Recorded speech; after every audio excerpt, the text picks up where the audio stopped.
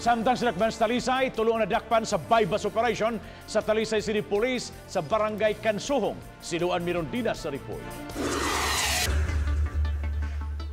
Arestado sila si Giancarlo Cabuenas, 29 anyos, Janjan Villaver, 33 anyos, ug Nestor Alquizar, 33 anyos, pulos taga sitio Kansari, Barangay Kansuhong. Nakuha sa posisyon sa mga suspitsado kining mga pinakete sa gituhuang shabu. Nakadawat og kasayuran ang Talisay City Police sa pagpamaligya og drogas ni Cabuenas sa dapit. Hinungdan nga gilusad ang Buybust operation ug naaktuhan sa dapit ang mag-agaw nga sila si Nestor ug Janjan.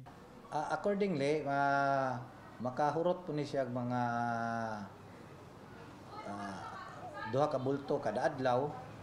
Unya depende sa adlaw ma'am, labi ng mga Biyernes Sabado nga diinting sweldo, mohurot po ni siya mga dulan ka 20 ka gramos ma'am. Apan hugtanong gihimakak sa suspitsado ang pasangil.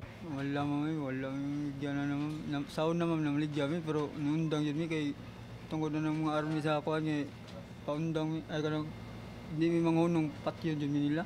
Gibana-banang mobalor sa 23,600 pesos ang nasakmit nga mga ginudahang iligal nga drogas.